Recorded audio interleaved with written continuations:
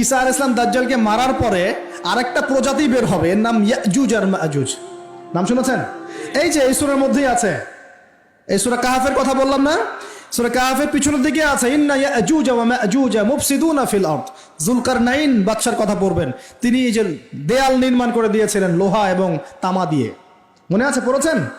আচ্ছা, এই ইয়াজুজ আর মাজুজ যখন বের হবে পৃথিবীর পানি খেয়ে শেষ করে ফেলে দিবে একেবারে।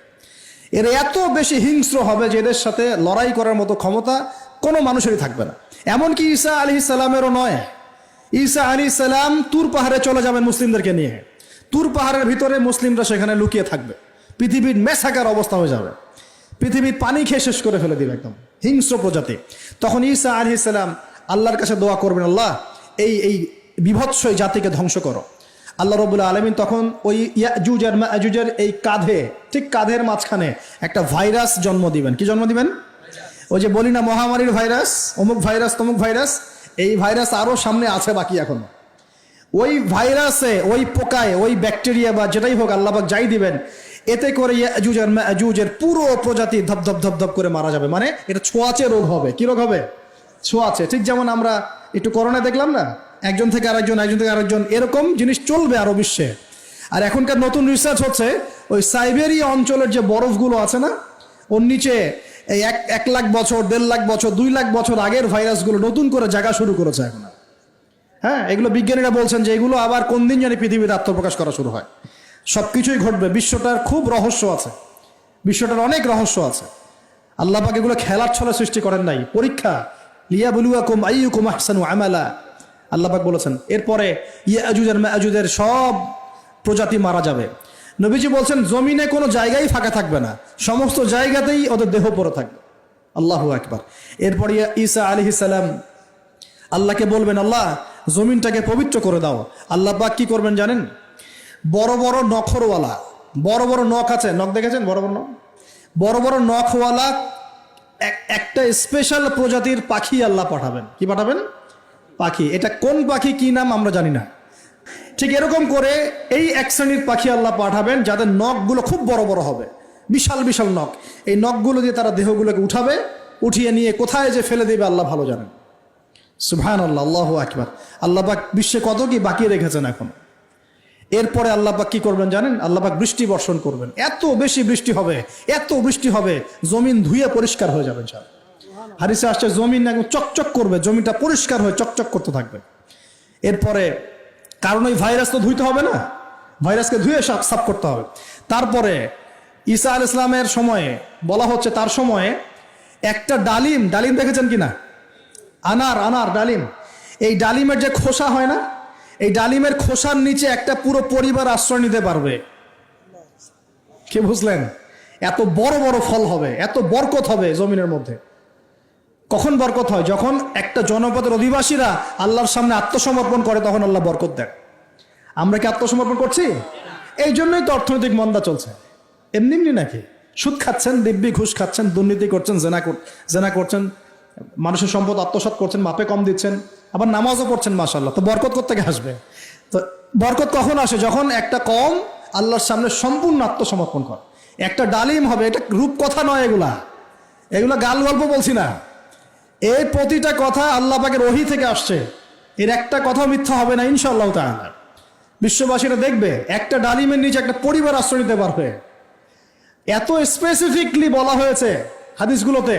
নবী সাল্লাল্লাহু আলাইহি ওয়াসাল্লাম বলেছেন যে 10 জন ঘোড়সওয়ার, কয়জন ঘোড়সওয়ার? 10 জন ঘোড়সওয়ার বের হবে ইমাম মাহদির সময়, যারা খোঁজ নিতে যাবে যে দেখি দাজ্জাল বের হয়েছে কিনা। ঘোড়ায় করে খোঁজ নিতে যাবে, দেখি দাজ্জাল বের হয়েছে কিনা। ওই 10, নবীজি বলছেন আমি ওই 10 জনের নামও জানি, ওদের বাবার নামও জানি। সুবহানাল্লাহ। এত স্পেসিফিক জ্ঞান দেয়া হয়েছে আল্লাহর পক্ষ থেকে নবী সাল্লাল্লাহু আলাইহি ওয়াসাল্লামকে। তার হাদিস থেকে বলছি যে ডালিমের নিচে পরিবার আশ্রয় নিতে পারবে। তো অনেকে হয়তো হাসবে, কি বলে একটু উল্টা পাল্টা কথা, তাই না? নাস্তিকরা মনে করতে পারে যে হাসবে, আরে হাহারি এক দিয়ে রেখে দেবে। এখন মানুষ ফেসবুকের মতো চিন্তা করে, ফেসবুকের মতো হাসে, ফেসবুকের মতো কাঁদে। মানুষ এখন রোবটিক হয়ে গেছে। ঠিক আছে, আচ্ছা। তো এরপর কি? এরপরে বরকতের এই সময়টা শেষ হয়ে যাবে কখন? যখন মানুষ আবার সেই জেনা, পাপ, শিরিক, কুফর এগুলোতে লিপ্ত হবে। আল্লাহ রাসূল বলছেন এমন একটা মানুষও বাকি থাকবে না, একটা মানুষও না যে খালি লা ইলাহা ইল্লাল্লাহ কালিমাটা পড়তে জানে, এমন একটা মানুষও বাকি থাকবে না। বলেন নাউজুবিল্লাহ। ওরা হবে এই পৃথিবীর সবচেয়ে নিকৃষ্ট মানুষ। ওদের চেয়ে নিকৃষ্ট কোনো মানুষ এই পৃথিবীতে হবে না। এখনো কি এরকম সময় আসছে? আসে নাই। এখন কি লা ইলাহা ইল্লাল্লাহ আছে না? আছে, হ্যাঁ। হয়তো তার পূর্ণাঙ্গ প্রয়োগটা নাই, কিন্তু কালিমা তো আছে কি না? তখন নবীজি বলছেন এমন একটা যুগ আসবে যে লা ইলাহা ইল্লাল্লাহ বলার মতো একটা মানুষ খুঁজে পাওয়া যাবে না। আর মানুষ রাস্তাঘাটে কুকুরের মতো জেনা করবে। রাস্তাঘাটে কুকুর যেমন সঙ্গম করে না রাস্তাঘাটে, ওই রকম করে মানুষ রাস্তাঘাটে জেনা করবে। ওই সময়ে আল্লাহ রাব্বুল আলামিন পশ্চিম দিক থেকে সূর্য উঠাবেন। কোন দিক থেকে? সূর্য সত্যি সত্যি পশ্চিম দিকে উঠবে। পৃথিবী একদিকে ঘুরছে না এখন? কে জানে আল্লাহ পাক পৃথিবীর ঘূর্ণন থামিয়ে উল্টা দিকে ঘোরাতে পারেন না? অবশ্যই পারেন। আল্লাহ পাকের জন্য এটা খালি বলা, কুন ফায়াকুন, হও হয়ে যাও, ব্যাস ব্যাস। আমি কয়েকদিন আগে রিপোর্ট দেখেছি, পৃথিবীর নিচে কিন্তু আগুনের স্তর আছে, জানেন তো? পৃথিবীর নিচে আগ্নেয়গিরিগুলো আছে। পৃথিবীর ভিতরেও একটা ঘূর্ণন হয়, সেই ঘূর্ণনের দিক পরিবর্তন হচ্ছে দিন দিন, এমনটা রিপোর্ট এসেছে। দেখেন, আপনি ইন্টারনেট ঘাটাঘাটি করেন, দেখেন। আর অনেকে রিপোর্ট করছে যে পৃথিবী আগে যে গতিতে ঘুরতো, এখন পৃথিবীর ঘূর্ণন গতি একটু বেড়ে গেছে। দেখেন রিপোর্ট, দেখেন। ঘূর্ণন গতি বেড়ে যাওয়ার মানে হচ্ছে টাইম দ্রুত পাস করবে। আর শেষ জামানার হাদিস এটাও আছে যে সময় দ্রুত পাস করবে, আছে না? এটা হাদিসে আসছে। তো প্রিয় ভাইরা, এই সময়ে মানুষ খারাপ হওয়া শুরু করার পরে এমন খারাপ হবে, আল্লাহর নাম নেওয়ার মতো কোনো মানুষ থাকবে না, আল্লাহ আল্লাহ বলার মতো কোনো মানুষ থাকবে না। তখন পশ্চিম দিক থেকে সূর্য উঠবে। কিভাবে কিয়ামত হবে? নবীজি বলছেন একজন ব্যক্তি পানি খাওয়ার জন্যে পাত্রটাকে মুখের সামনে নিবে, পানি গিলতে পারবে না, কিয়ামত হয়ে যাবে। নাউযুবিল্লাহ। ইযা ওয়াকাআতিল ওয়াকিআ লাইসা লিওয়াকাআতিহা কাযিবা আল খারিআতু মাল খারিআ ওয়া মা আদরাকা মাল খারিআ, আছে না? আম্মা ইয়াতাসাআলুন আনিন নাবাইল আযীম। কত সূরা আছে কিয়ামত সংক্রান্ত, পড়ে দেখেন। ইযা যুলজিলাতিল আরদু জিলজালাহা ওয়া আখরাজাতিল আরদু আসকালাহা ইযা শামসু কুবিরাত ওয়া ইযা নুজুমু কাদারাত। এই সূরাগুলো পড়ে দেখেন। আম্মা পারার শেষ পারাটা, যেটা 30তম পারা, এর সূরাগুলো পড়ে দেখেন। কিয়ামত চোখে দেখতে পারবেন ইনশাআল্লাহ। সিংহায় ফুঁক দেওয়া হবে। আল্লাহ পাকের ফেরেশতার এত ক্ষমতা আল্লাহ দিয়েছেন, একটা ফুয়ে পুরো মহাবিশ্ব ধ্বংস হয়ে যাবে ইনশাআল্লাহ। চারটাখানি কথা নাকি? দ্বিতীয় ফুৎকারে আবার সবাইকে জীবিত করা হবে। এবং এই যে দুনিয়ার জীবনটা আমরা কাটাচ্ছি, এই 30, 40, 50, 60, 100 বছরের জীবন, এই জীবনের এক একটা হিসেব আল্লাহর সামনে দাঁড়িয়ে সেদিন দেওয়া লাগবে।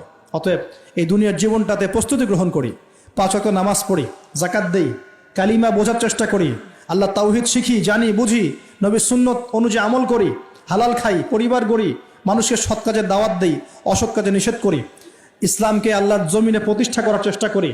আল্লাহ পাক যা দিয়েছেন, জানমাল, সময়, শ্রম, আল্লাহ পাক যা দিয়েছেন, ক্ষমতা, প্রতিপত্তি, সম্পদ, এগুলোকে আল্লাহর দ্বীনের জন্য ব্যয় করি। ইনশাআল্লাহ দুনিয়া সফল হব, পরকালে সফল হব ইনশাআল্লাহু আযজা ওয়া জাল।